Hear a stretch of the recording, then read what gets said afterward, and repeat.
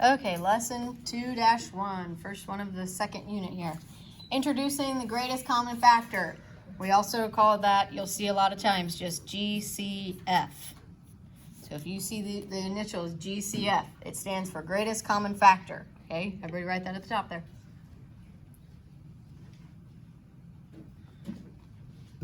So number 1 says, the Parents Association wants to assemble identical packages of pens and pencils for 6th graders.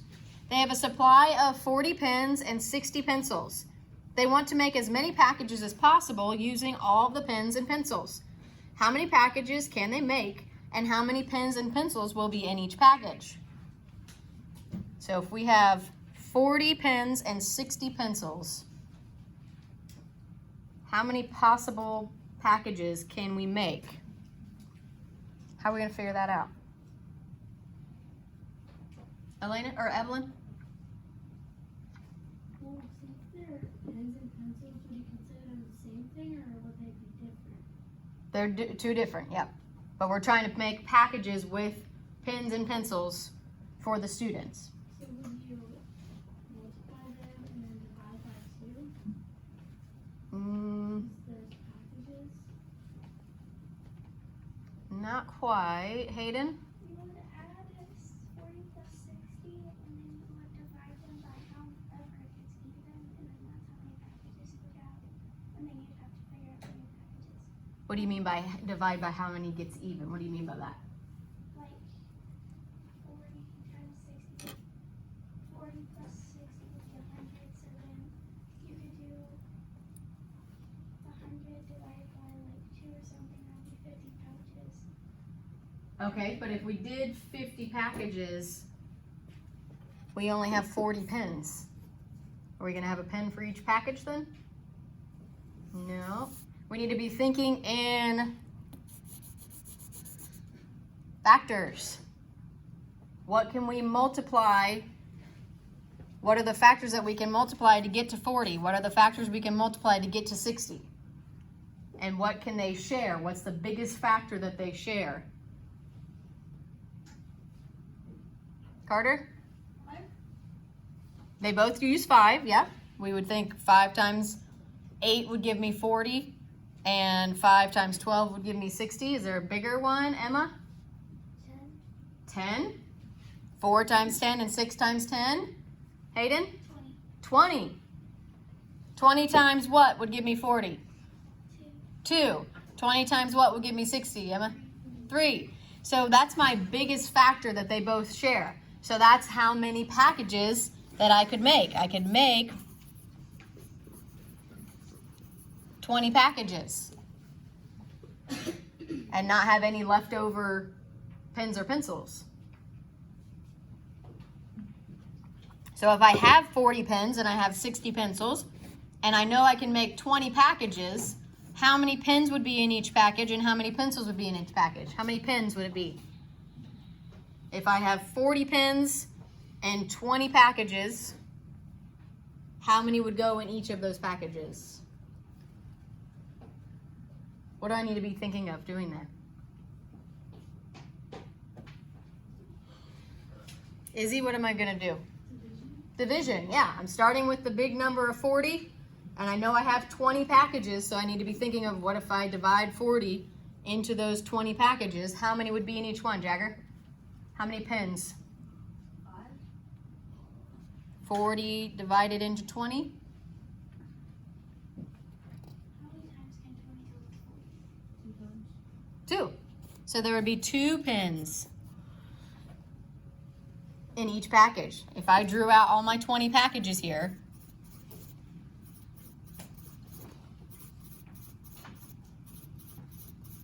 and divided out my 40 pens, I would have 2 in each package. So what would I have pencils if I put 60 pencils into these 20 packages? Maddie? 3.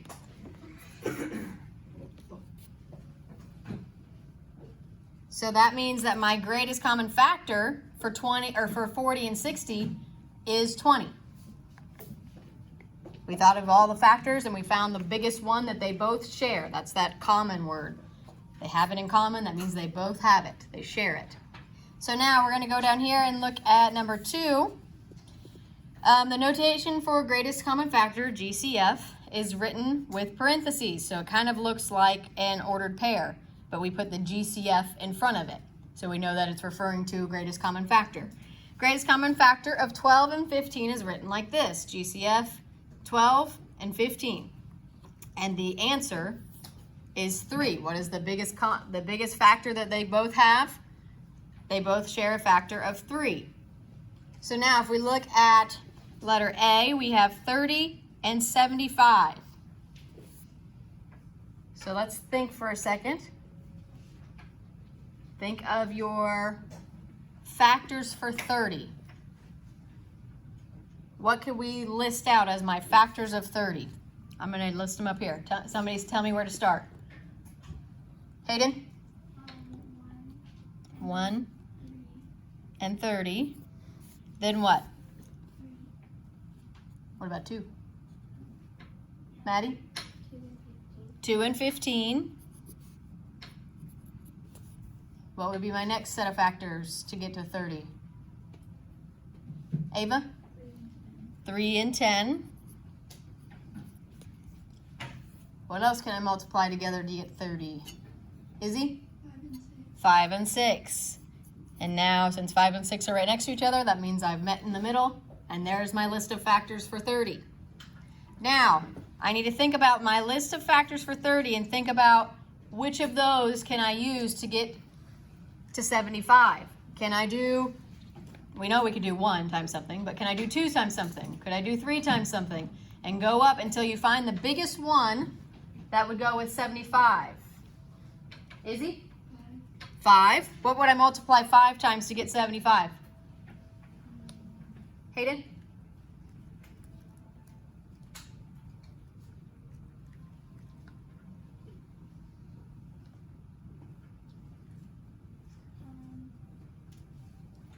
Think how many times does 5 go into 7? How many times does 5 go into 7, Hayden? 1 time, right? Then if I have the 2 left over, how many times can 5 go into 25? Not 14. How many times can 5 go into 25?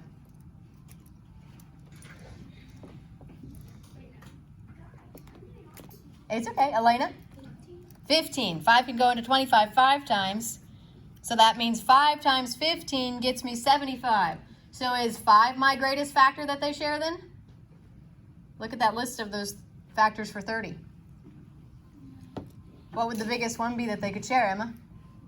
15. We just figured out that 5 times 15 gets me to 75. And we know that 30 also has a factor of 15. So that means that they share the biggest factor of 15.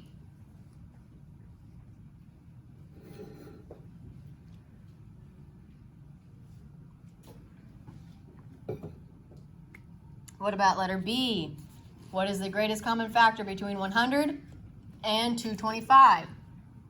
So thinking of the biggest number that you can think of that could go into 100 and see if it will also go into 225. Evelyn? Okay, so good thinking in those quarters, right? 25 or 50. So let's try 25. We know that 100 would be 25 times 4, right? Would get me to 100. What about 225? Let's divide that by 25 and see if that is an even factor. We know it is, right? Because we think in quarters. If we have $2.25, we would have how many quarters? Izzy? 9. 9. So 9 times 25. Now let's think about 50. Can I divide 50 evenly into 225? Emma? No. So what is our greatest common factor then? Emma? 25.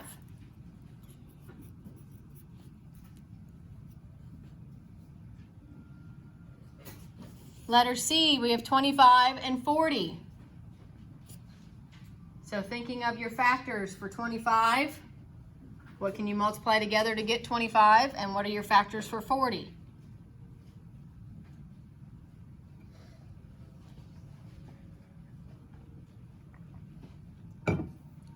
let's list them out. What are my factors for 25? I'm gonna erase this and do it over here. What are my factors for 25? Elena? 1 and 25. What else can I multiply together to get 25? Hayden?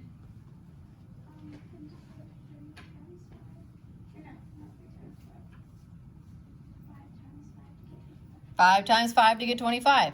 So that's my 5 in the middle, right? There's nothing else that I can multiply whole number wise to get to 25.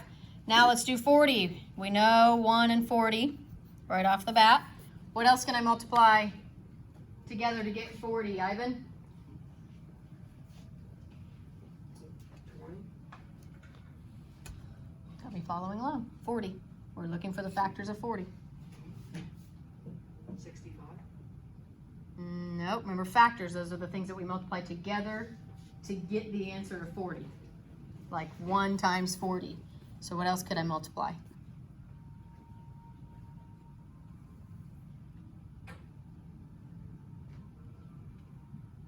Tavia, help him out.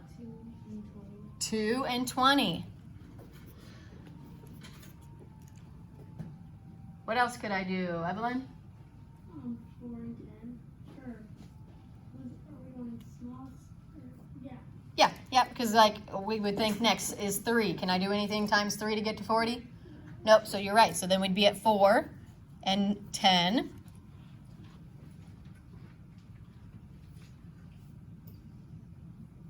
Elena? 5 and 8. And then we have 6 and 7 in between there. Is there any factors with 6 and 7 that I can multiply to get to 40? Nope. So there's my list.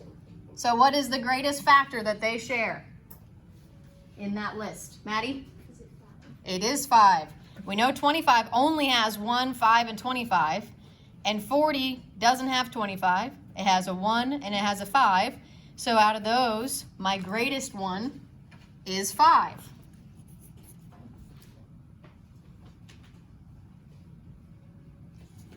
Now we have 24 and 72.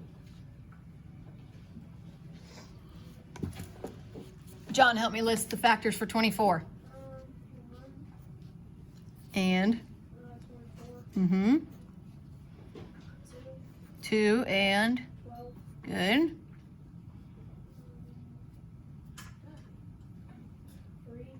3 and 8, 8. Good. 4, And 6. good. So there's our factors for 24. Now factors for 72. We know it starts with 1 and 72. What else can I do?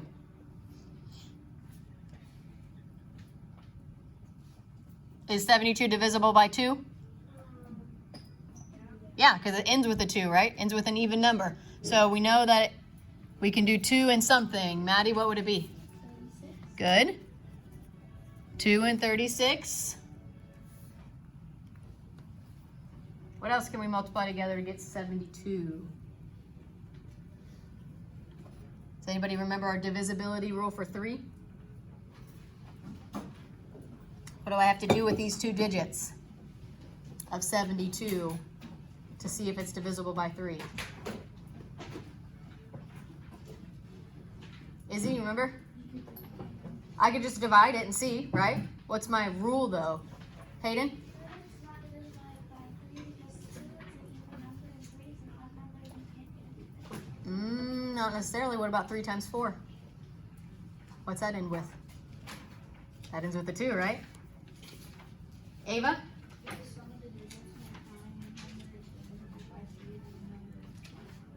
Right, so we add up our digits. 7 plus 2 gives me what? 9. Is 9 divisible by 3? Yes, so 72 is divisible by 3. Now we just have to figure out what we multiply. So this would be where you would actually divide it, right? What would you, how many times can 3 go into 7? Ava? Twice. So I would have a 2 in my tens place. That would give me a 6 minus, or 7 minus 6 would give me a 1 left over. So how many times can 3 go into 12? Ava? 4. So I would have 3 times 24 gives me 72. What else could I do, Elena? You can do 12 times 6. Okay, 12 times 6. I'm going to put those a little closer together here. Is there anything in between here? We go from 3 to 6, so that leaves a 4 and a 5. Can we do anything? Can it be divided by 5? Can 72 be divided by 5? Nope, because what's the divisibility rule for 5? What's it have to end with, Elena? Counting numbers with 0 or 5 in one place or divisibility by 5. Right. So if it doesn't end with a 0 or a 5, that means we cannot divide it by 5. So we know that there are no factors with the 5. What about the 4? Is there anything we can multiply 4 times to get to 72?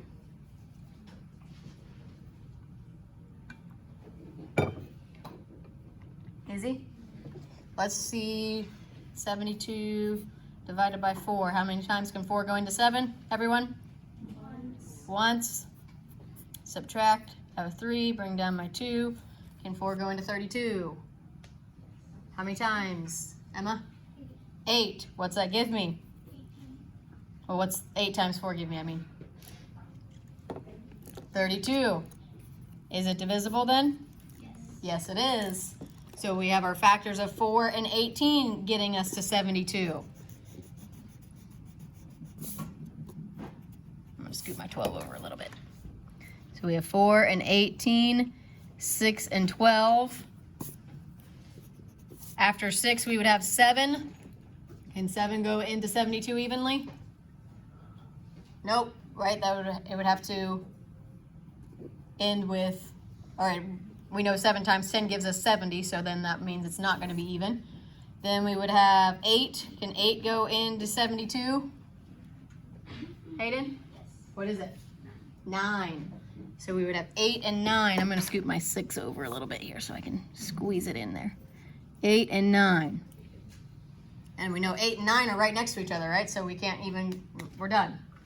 So there's our list of factors for 72. We have 1 and 72, 2 and 36, 3 and 24, 4 and 18, 6 and 12, and 8 and 9. So now, looking at our list of the factors that go into 24 and the factors that go into 72, what is my GCF for those two numbers? Evelyn? Wouldn't it be 24? 24. That is the biggest number on both of these lists. So my GCF is 24.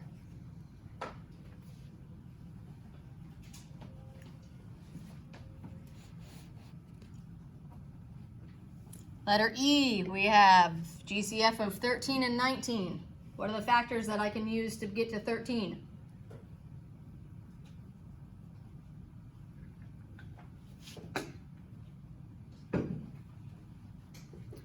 Ivan, help me out. What are my factors for 13? 1 and 13. 1 and 13. That's all. That's it, right? It's a prime number. There's no other multiplication of whole numbers that we can get 13 out of. What about 19? 1 and 19. Hmm? Well, 1 and 19. 1 and 19. Is there anything else I can multiply to get 19? Izzy? Nope. That's it, right? So 19 is also prime. So what is my GCF? What is the greatest factor that they have in common? Ava? 1. That's the only factor they have in common.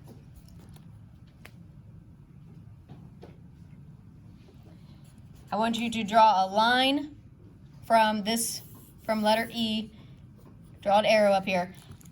When you have a GCF of 1, that is called relatively prime. So they are relatively prime because they only have a factor of 1 in common.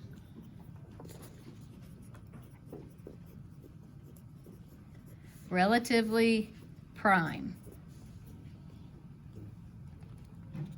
If you think of that word relative or relate, that means they go in a relationship together. 13 and 19, the only factor that they share is a 1, so that means that they are relatively prime.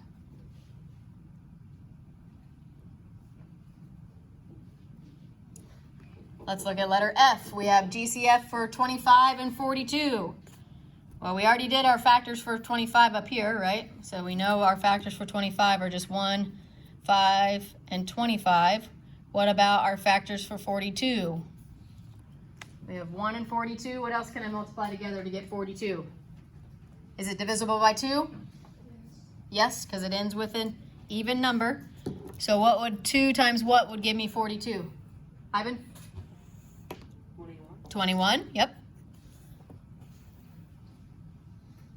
Now, do I even need to list all these factors for 42?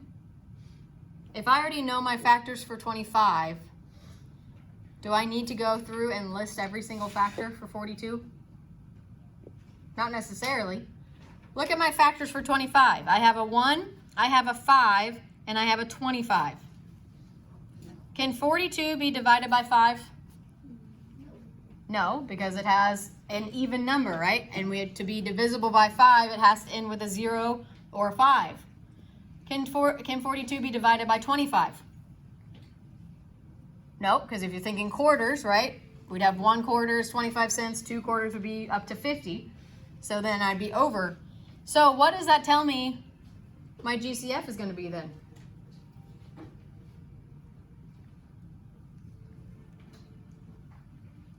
John, what's that tell me my GCF would be then for these two numbers? If I know that my only factors for 25 are 1, 5, and 25, and I know that 42 is not going to have a 5 or a 25 as a factor, what's that leave me with? 1. It only leaves me with a 1. So what does that mean that these are? Devin? Relatively prime. Very good. So draw an arrow from that set also to the words relatively prime.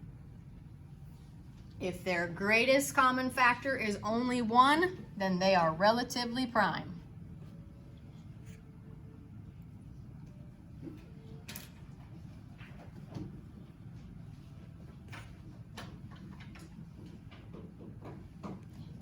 Are 25 and 42 prime numbers?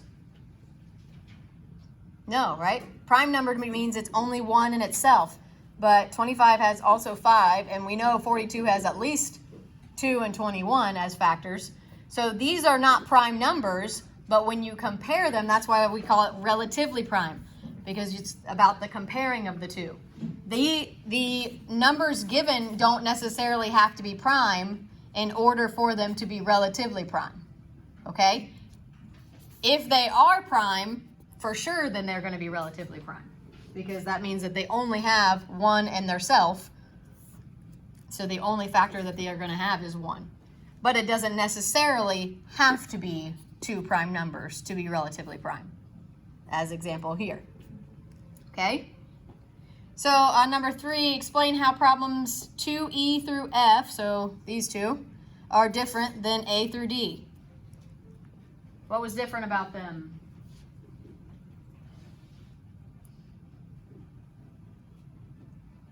Ava?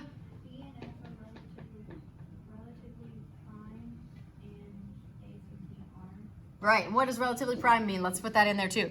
So we could say problems 2E and F are relatively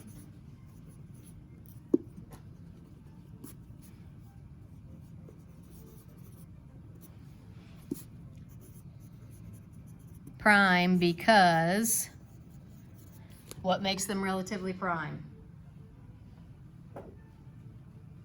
Devin? One is like their highest number in both of them. Right, 1 is the GCF. So problems 2, E, and F are relatively prime because their GCF is 1.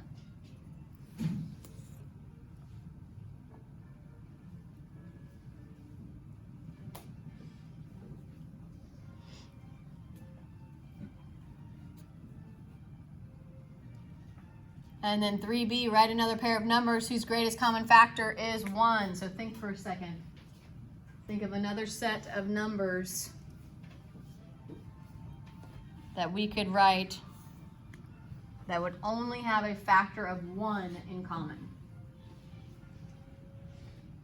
Jagger? 7 and 11. 7 and 11. And how do we know for sure that those will be relatively prime? Because they're prime numbers. But they're both prime numbers. So if we have 7 and 11, we know that that's going to be relatively prime because both of those are prime to begin with. Can anyone think of a set that are not prime? Like 25 and 42? Maddie? I'm sorry. Did you have hot lunches too? Yeah, I sent a second email, so okay. there's 5, I think. Thank you. Yep. Maddie? Can you do like 40 and 32? Okay, 40 and 32. Could those have a factor bigger than 1 in common? How do we know that those could have a factor bigger than 1? Evelyn?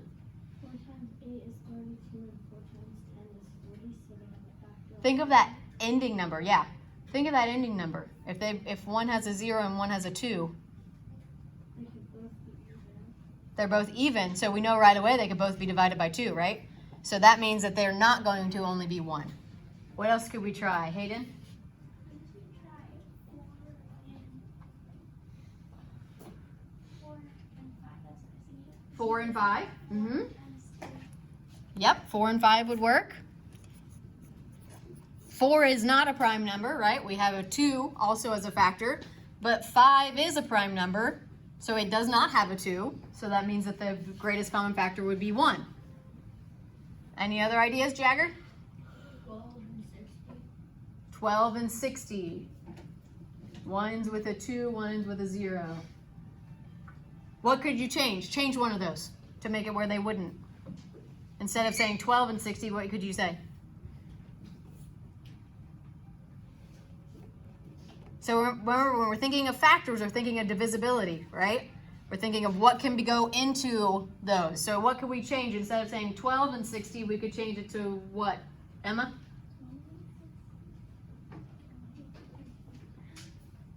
Hayden? You could do, did he say 30 and 12? He said 12 and 60. Well, you could do 60 and 2. Well, no, because then 60 could go into 2. Right, 60 has a factor of 2, right? So then the greatest common factor would be 2. 60 and what could we try? Evelyn? 13 and 60.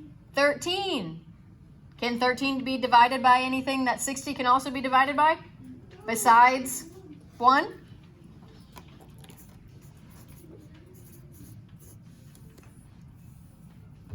They're just overthinking it too much. And think about looking at what these end with. This one ends with a 5, this one ends with an even number.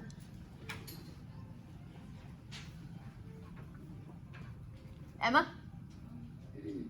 12 and 53. 12 and 53, good. 12 is not a prime number, so it does have other factors, but 53 is a prime number, so it only has 1 in itself. Good. All right, let's pause. Let's stop there on the examples. Let's see if we can get through just this, try this, and then we'll have to finish the lesson on Monday. So let's find the GCF of 60, 75, and 100. And kind of think back to what we were just saying up here. Because we have 120, we're going to have a pretty big list of factors, aren't we? Yeah. So that's going to take us a while to list out every single factor for all those. Thinking about that divisibility. How high can you go for something they could all be divided by? Carter? 5. Okay, we know they can all be divided by 5, and how do we know that? Emma? Because they end in 0. They all end with 0 or 5. Do we think 5 is the highest we could go, though? No. Right, they're gonna have factors above that, right? What could we try? You're on the right track, Carter. Looking at what they end with, that's very helpful. Emma? 25. Let's look immediately though. We have 60. Can't do 25. Emma? 15. Let's see if they can all get 15. How many times can 15 go into 60? Tavia? 4. Good. If we cut that in half, we think 30. So we would know that 15 can go into 32 times. And 30 plus 30 is 60. So that means 4 times. So we would have a factor of 4 and 15 for our 60. I'm going to put 60 over here to remind me. And then 75. Can 75 be evenly divided by 15?